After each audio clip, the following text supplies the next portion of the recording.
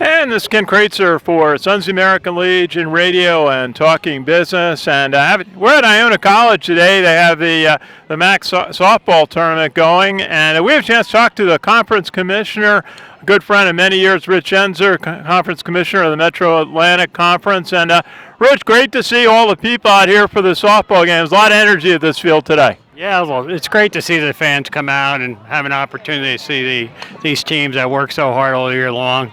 It's been a long time since Iona had an opportunity to host it. They earned it through the first round seeding, and we're pleased for them. So right now it's been a tournament of upsets. We'll see how it ends. Very good. Certainly a lot of highlights this year in the season for the Metro Atlantic Conference. We think of basketball of Iona making the NCAA tournament for the men. Quinnipiac having a great run for the women, winning a couple of games in the NCAA tournament. And how about St. Peter's winning the CIT? Coach Dunn, we're so happy for him. What were some of the highlights for you in basketball? Well, I think the postseason was pretty good for us. I think Iona played well in the tournament, winning the third in a row. That's a mighty achievement, especially on a court where they're playing the home team. Not something to easily overcome. So good opportunity for them to show themselves. I was very pleased for Trish and the Quinnipiac team. She's been right there the last couple of years, and her ability to get to the Sweet 16 is amazing. That's a big league achievement for schools that are of our level. And it's only been done once before in the MAAC, and that was by Maurer. So congratulations to her. And then my alma mater, St. Peter's.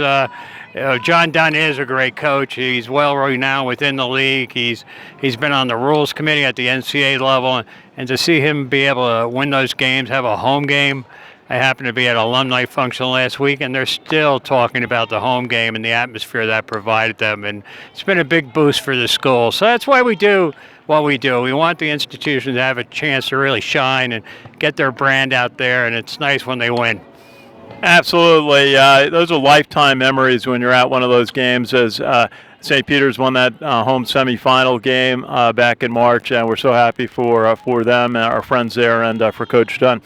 A lot of highlights for you in the MAAC this year. Cross country, lacrosse is growing. Obviously, so many of the women's sports are growing. Just tell us about some of the other highlights of the year for you, some of the other sports.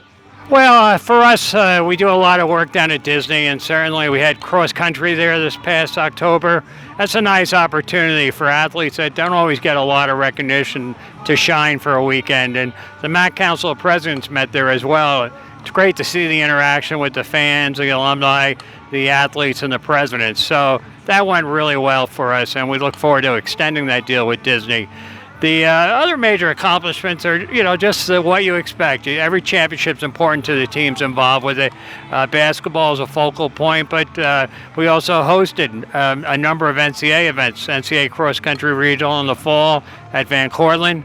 We then did the NCAA men's basketball first and second rounds in Buffalo. Big upset there with Villanova losing after their national championship the year before. And next weekend we have the NCAA Division I Women's Rowing Championship in Mercer Lake. So the staff works all year round on our own events, and then we partner up with schools and conferences, the Ivy League in the case of the rowing, and host those events as well. So we look forward to the end of June so everybody gets their vacation and a little rest. Absolutely. And you had a big achievement for really the upstate New York economy, securing 4 NCAA tournament championships that'll be held, 2 in Buffalo and 2 in Albany in the upcoming years. Makes a big impact economically on upstate. Tell us a little bit about what you're able to do with attracting the NCAA events. Well, we have a great partnership with the NCAA, and we have a great reputation for hosting events the way the NCAA likes to see them run. So we did have basketball up this year in Buffalo. Mark Emmert, the president of the NCAA, came and visited. We had sellouts, and not all the first and second round sites do that. Great atmosphere. Downtown Buffalo is really very revitalized with new hotels, new bars and restaurants. So that all got noted. And I think the relationship we have with Canisius and Niagara and the Key Bank Center staff really works to the advantage of Buffalo. So we're pleased to get the Frozen Four there in 19, and then we have basketball back in 22. For Albany, the big issue was they hadn't had the NCAA men's basketball since 2003. They put a lot of money into a convention center, improvements to the arena that'll be completed this year, and they had hoped to get that NCAA first and second round bid back. They did. It's a smaller building, not unlike Providence.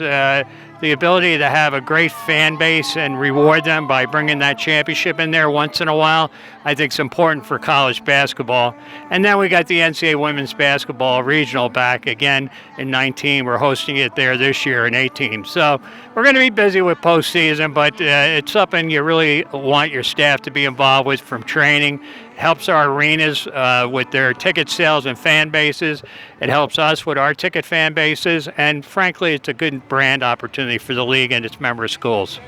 Absolutely. Now, you're out representing the MAAC at the NCAA at many meetings. Certainly, I guess the conference realignment has calmed down for a while, which I think we're all glad to see. But what are some of the topics that the NCAA is working on? I think the big topic we'll be dealing with in the next couple of years are transfers. Certainly here at Iona, they've benefited from that by bringing in players, but we've also seen it hurt. And there's so much transferring going on. We worry about the ability of the athletes to graduate when they're constantly changing schools. So on the other hand, you want players to have freedom of movement, not unlike coaches. So it's a complicated issue. If it was easy to solve, we would have done it a long time ago. We're going to take another deep dive on it in the next 2 years. I expect when the CCA commissioners meet in June in Colorado, that'll be a big topic. Absolutely. And I just want to mention a lot of new technology. I always say to some of the advertising companies that we work with on our business side that the best people you could find in digital marketing work in college athletic departments today. And it's a great training ground for some of the big agencies doing programmatic advertising. But you've been doing a lot implementing new media. I was very impressed when I heard my friend Dean Darling was broadcasting a Marist game on Facebook Live this year. There's a lot of new media opportunities out there. And all the platforms are trying to figure out how do they get content, how do they get sports content. Of course, everybody wants to put it on their network. Not many of them want to pay for the production. So why colleges are good for that environment is that we're entrepreneurial. We're teaching technology. Many of our students are more familiar with it than the administrators. So we are able to weave that in and out of things. Our base contract, which just got extended for another 8 years with ESPN, is our bread and butter. But certainly around the edges, we'll look at things like Periscope or Amazon or Facebook. They're all in that space, and one or two of them are going to emerge as leaders and will be the alternate to a traditional sports network. And we certainly want to be part of that discussion as well as any other school or conference. And last question I got to ask you about, you've been doing a lot of work with an exchange program in Northern Ireland, and you're going to bring 4 teams over to Northern Ireland next December for a tournament. Great accomplishment, great exposure for the students and the teams, the schools, everybody involved. Tell us a little bit about that.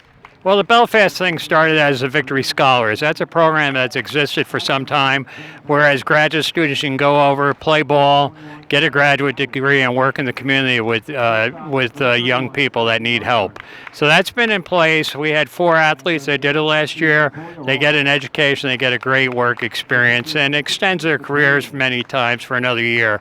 So we've had great responses from that. Now we're extending it into operational basketball, and we talked about it, and we wanted to start slow. So next year we're going to have just a 4-team, 2 doubleheaders type of format. We have Manhattan in the league, and then Towson, LaSalle, and Holy Cross.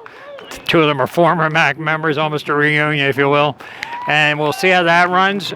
We did get approval from the NCAA to run an MTE there starting in 2/18/19. What's that? That is a multi-team event like Avocare, which is what we do at Disney now at Thanksgiving. So we're going to start that in 2/18/19, and we'll see how it grows. But there's great opportunities. We want to expand the brand internationally because we're all looking for students, and exchange students from Ireland or United Kingdom or Europe are going to be great additions to our campuses. So that's part of the idea behind that.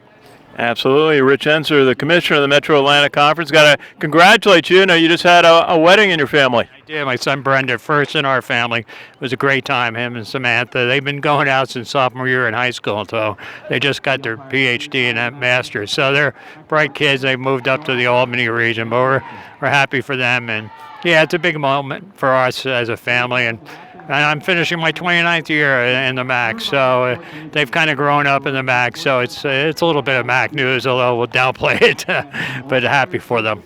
Well, congratulations on that. And I remember when you started, so we go back a long way. But really, congratulations on so many achievements. The MAAC and its member schools are really flourishing, and you've been a big part of that. Thanks, Ken. Appreciate having time to talk. Our pleasure. This is Ken Kreitzer at Iona College today at the MAAC Softball Championship. Sons of the American Legion Radio and WVOX.